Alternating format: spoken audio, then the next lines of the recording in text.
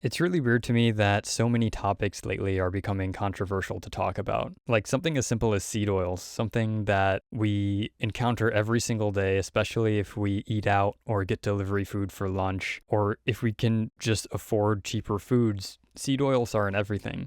So I don't really understand why, if you decide not to eat seed oils, someone else might be offended by that choice.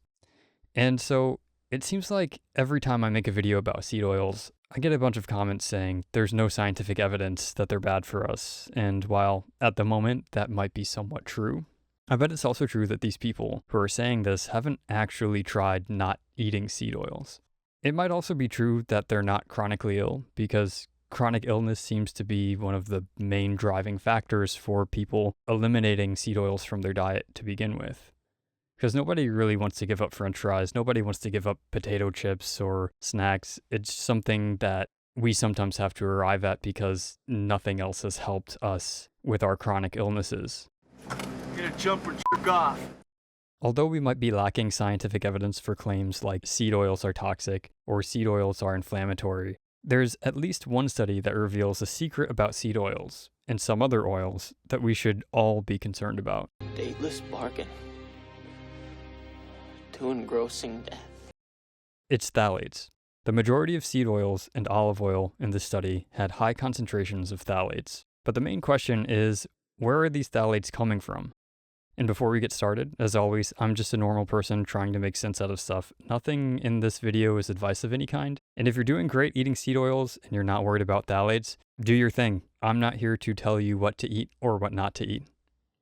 So if you're not familiar with them, phthalates are plasticizers often used to make things like plastic bags flexible. Without them, plastic wouldn't be able to flex as much. The problem is that at a microscopic level, they leach from the plastic into food, water, or whatever else comes in contact with the plastic.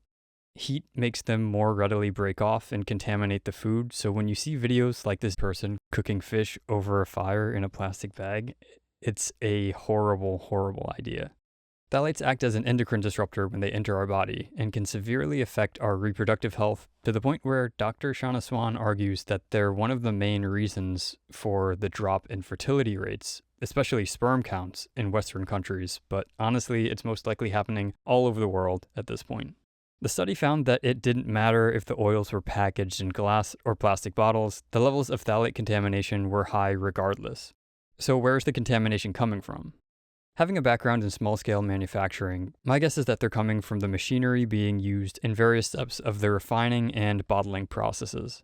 After making a lot of stuff in metal shops and repairing heavy machinery, I've always kind of wondered about machines that are used to make food and what types of contaminants could potentially be grinding off or wearing off those machines and making their way into our food.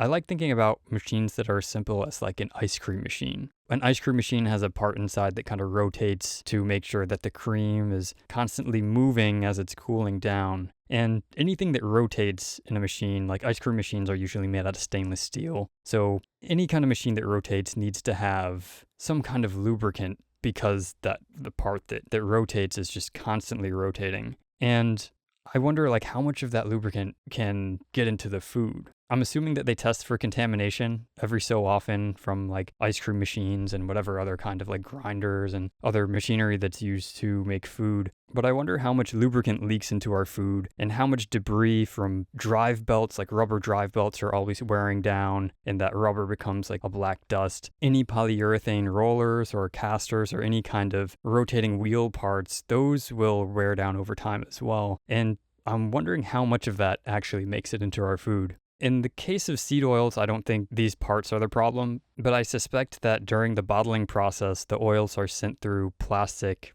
probably PVC tubing, into the nozzle that feeds them into each bottle. And this is important because PVC is known to leach phthalates into food and water. And again, even more so if the fluid going into them is heated. Similarly, any tubing used to transfer the oils at any stage of the refining process could be another source of phthalate contamination. I have no proof for this, but it could explain why there are high concentrations of phthalates even in the oils that are bottled in glass.